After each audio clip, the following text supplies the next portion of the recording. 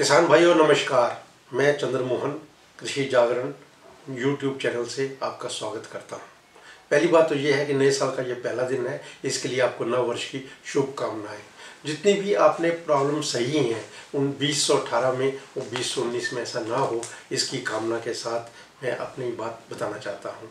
अभी एक प्रॉब्लम आ रही है किसानों के पास कुछ इलाकों के अंदर, जहां पे पराली को जलाया जाता है और इस पराली को डिस्पोज ऑफ करने का, इसको ठिकाने लगाने का कोई जरिया नहीं है। किसान इसके लिए बहुत परेशान रहते हैं। जलाते हैं तो सरकार पकड़ती है, जो राज्य सरकार है उन्होंने एक ऐसी चीज़ें इशू कर रखी हैं कि अगर आप जलाएंगे तो आपको ये नुकसान होगा, आपका ये फाइन लगाया जा सकता है। इसके लिए एक सरदार जी हैं जोगिंदर सिंह जी, इन्होंने फतेहाबाद में एक ऐसा प्लांट लगाया है, ऐसी मशीन बनाई है कि आपकी पराली को वो वहाँ से इकट्ठा करते हैं, ट्रक में लाते हैं, मशीन के अंदर डालते हैं, हॉपर के अंदर, और उसके बाद उसके बेल्स बना के ऐसे बड़े बड़े गट्ठर बनाए जाते हैं, जिसको कि वो जैसे गौशाला है या कहीं और है वहाँ पे चूड़ी के रूप में काम करने के लिए उसका इस्तेमाल होता है।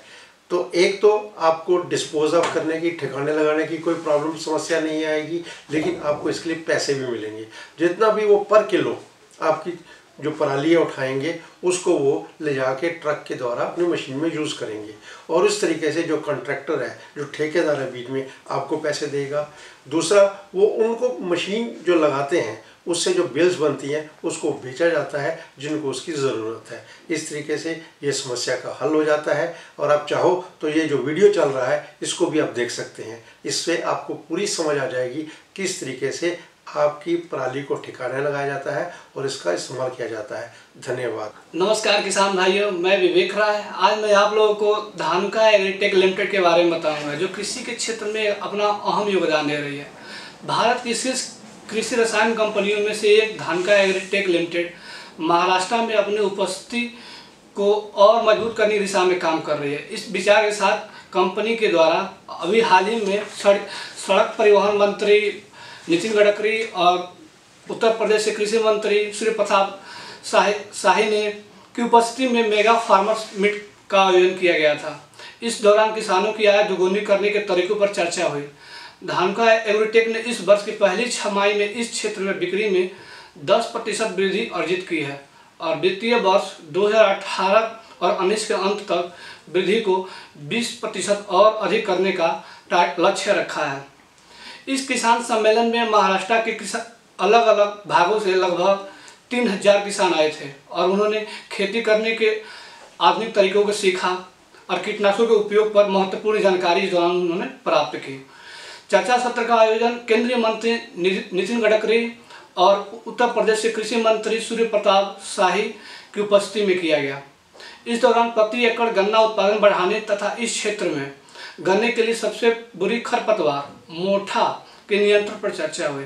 इस सत्र के दौरान कंपनी की कीटनाशक का सही उपयोग भी समझाया और बताया गया कि सैंपरा मोठा के लिए कितना प्रभावी है। बता दें कि महाराष्ट्र धानुका के शीर्ष 5 बाजारों में से एक है और सैंपरा इस राज्य में सबसे ज़्यादा बिकने वाला उत्पाद है। सैंपरा ने इस राज्य के गन्ना किसानों को बहुत लाभ पहुंचाया है और वर्ष 2022 तक किसानों की आय दोगुनी करने के प्रधानमंत्री के लक्ष्य में योगदान दे रहा है। धानुका के अन्य प्रसिद्ध उत्पाद जैसे कोनिका, लस्टर, सकुरा, मैक्स, सोया, टारगा सुपर, इस क्षेत्र में अन्य फसलों में से जो कीटनाशक जो कीट होते हैं उनसे बचाव करने के लिए अपना अहम योगदान दे रहे हैं। धानुका एग्रीटेक ब्रांड बिक्री के लिहाज से भारत की 5 शीर्ष कंपनियों में से एक है। इसके भारत में लगभग 200 से अधिक रजिस्ट्रेशन और 350 सक्रिय एसक्यू हैं। धानुका एग्रीटेक के फिलहाल देश भर में 30 शाखा कार्यालय और 48 वेयर हाउस हैं। कंपनी हर साल गठबंधनों के माध्यम से नए उत्पाद को पेश करती है और भारत के किसानों के लिए नवीनतम टेक्नोलॉजी को लाती है। धन्यवाद। नमस्कार किसान भाइयों, मैं किशन अग्रवाल आज आपको बताने जा रहा हूँ सब्सिडी के बारे में। जैसा कि हम सभी जानते हैं, देश की सरकार किसानों की आय को दोगुनी करने के प्रयास में लगी हुई है, चाहे वो राज्य सरकार हो या केंद्र सरकार हो। हर सरकार की कोशिश यही है कि आने वाले समय में किसानों की आय कैसे दोगुनी हो, इसके लिए दिन प्रतिदिन कोई ना कोई नई योजना की शुरुआत हर सरकार की तरफ से की जा रही है। केंद्र में नरेंद्र मोदी की सरकार भी पूरी कोशिश कर रही है कि 2022 तक किसानों की आय को डबल कैसे किया जाए। इसी उपलक्ष्य में कई राज्य सरकारें भी लगी हुई हैं। इसीलिए बिहार सरकार निजी नलकूपों को लगाने पर सब्सिडी प्रदान कर रही है। बिहार की नीतीश सरकार 40 डेसिमल के ज़मीन जिन किसानों के पास है उनको 15 से 35 हज़ार रुपये की निजी नलकूप सब्सिडी प्रदान कर रही है। दरअसल बिहार सरकार इसे बिहार शताब्दी निजी नलकूप योजना के तहत प्रदान कर रही है, जिसके तहत कोई भी किसान यदि अपना निजी नलकूप लगाता है तो उसको 35,000 रुपये तक की सब्सिडी उस पर दी जाएगी। इसके अलावा अलग से पंप लगाने पर 10,000 रुपये भी दिए जाएंगे। राज्य सरकार यही नहीं, किसानों को प्रोत्साहित करने के लिए और कई तरह की योजनाओं पर भी काम कर रही है। उन्होंने सभी राज्य के जिला कृषि सिंचाई विभाग को भी आदेश दिया है कि जो भी निजी जलकूप लगाए जा रहे हैं उनका निरीक्षण किया जाए और उसकी विस्तृत रिपोर्ट भी राज्य सरकार के पास सौंपी जाए, ताकि ऐसे किसानों की सूची भी तैयार की जाए कि जो लोग इस योजना के लाभ से छूट गए हैं उनको भी इसका फ़ायदा दिया जाए। आने वाले समय में सरकार ने इसको और बढ़ाने के लिए भी योजना को तैयार किया है। धन्यवाद। नमस्कार दोस्तों, कृषि जागरण में आप सभी का स्वागत है। प्रधानमंत्री नरेंद्र मोदी ने वाराणसी में चावल अनुसंधान IRRI का उद्घाटन किया है। इससे उत्तर प्रदेश के किसानों की आय को दोगुना करने का सपना पूरा किया जाएगा। साथ ही ये दक्षिण एशिया और उप सहारा अफ्रीका में चावल उगाने वाले देशों में से राष्ट्रीय अनुसंधान क्षमता को भी मजबूत करेगा। यह शिक्षण और फसल उत्पादन, बीज की गुणवत्ता और चावल के पोषण मूल्य में सुधार करने की सेवाओं और आय बढ़ाने के लिए होगा। इस अवसर पर उत्तर प्रदेश के मुख्यमंत्री श्री योगी आदित्यनाथ, श्री राम नाईक, राज्यपाल उत्तर प्रदेश श्री सूर्य प्रताप शाही, कृषि मंत्री श्री महेंद्र नाथ पांडे सहित अन्य मंत्री भी मौजूद रहे। नमस्कार किसान भाइयों, आगे के मौसम की खबरों के लिए मैं हूं प्रभाकर मिश्रा। जैसा कि आप सब जानते हैं कि नया साल आ चुका है और इस नए साल में मौसम भी अपना नया रुख दिखाने लगा है। अगर इस एक हफ्ते की बात करें तो एक हफ्ते में पहाड़ी क्षेत्रों में कुछ बर्फबारी देखने को मिल सकती है। 4 से 6 जनवरी के बीच मैदानी मतलब तराई इलाकों में भी बारिश होने की आशंका जताई जा रही है। इसके साथ ही ठंड के मौसम में आपको कुछ राहत मिलने वाली है। अगर हम उत्तर भारत की बात करते हैं एक हफ्ते की, तो एक उत्तर भारत में जम्मू कश्मीर, हिमाचल प्रदेश और उत्तराखंड के कुछ भागों में बर्फबारी के साथ छुटपुट बारिश होने की भी संभावना जताई जा रही है। इसके अलावा पंजाब में भी ऐसा कुछ नज़ारा देखने को मिलेगा।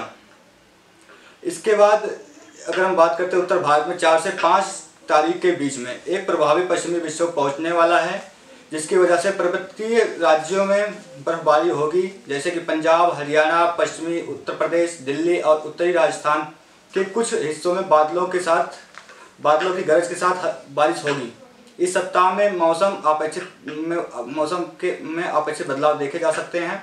अगर मध्य भारत की बात करते हैं, मध्य भारत में पूरे हफ्ते में इस समय मौसम शुष्क रहने वाला है। हालांकि मध्य प्रदेश के कुछ हिस्सों में 5 से 6 जनवरी के बीच बादल छाए रह सकते हैं, जबकि विदर्भ, मध्य महाराष्ट्र, मध्य प्रदेश, छत्तीसगढ़ और गुजरात के कुछ हिस्सों में आज शीतलहर का प्रकोप बना रहेगा। अगर पूर्वोत्तर भारत की बात करते हैं तो पूर्वोत्तर राज्य हिमालय, मणिपुर, मिजोरम में मध्यम हल्का कोहरा छाया रहेगा और 3 जनवरी को भीषण सर्दी होने की संभावना है। और दक्षिण भारत में अगर बात करते हैं तो तेलंगाना से सटे आंतरिक कर्नाटक एवं कुछ इलाकों में 2 जनवरी तक शीतलहर होने के आसार लगाए जा रहे हैं। अंडमान व निकोबार द्वीप समूह में रुक रुक कर हल्की बारिश होने की संभावना है। नमस्कार, कृषि जागरण बुलेटिन में आपका स्वागत है और मैं हूं जिमी।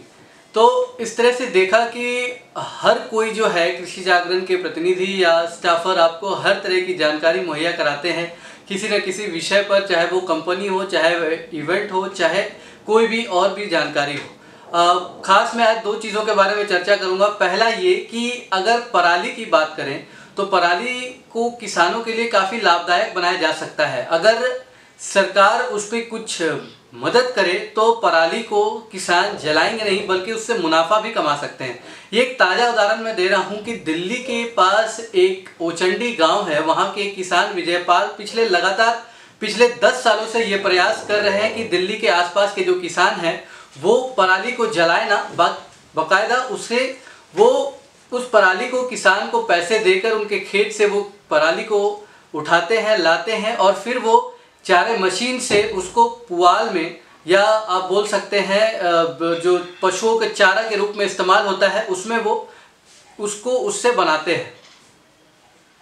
उसके बाद कई बार जो है वो उनको मुनाफा होता है और नुकसान होता है। हालांकि उनसे बात करते हुए उन्होंने बताया कि ज़्यादातर टाइम उन्हें इस काम से नुकसान ही हुआ है और वो सरकार से अपील कर रहे हैं कि किसी तरह जो है इसको मुनाफे में तब्दील किया जाए, सरकार उनको किसी तरह की प्रोत्साहन राशि दे या कुछ दे, जिसके बाद वो सरकार को ये बता सके कि ये पराली जो है वो रुक सकता है जलने से, अगर थोड़ी सरकार उस पर ध्यान दे। दूसरी बात ये मैं आपको बताना चाहूँगा कि आजकल जो है वो पाले से किसान जो है अपनी फसलों को बचाएं ताकि जो है उनका नुकसान कम हो। कई बार ऐसा होता है कि ठंड ज़्यादा होने के कारण किसान के फसलों में पाला गिरता है, पाला लगता है, जिसके बाद उनके फसलों से उनको नुकसान होता है। तो इस तरह से आप जानकारी जुटाते रहें, जानकारी लेते रहें कि किस तरह से आप अपनी फसल को पाले से बचा सकते हैं, क्योंकि सर्दियों का टाइम है तो इस समय आपको अपने फसल बचाने की काफ़ी ज़रूरत है।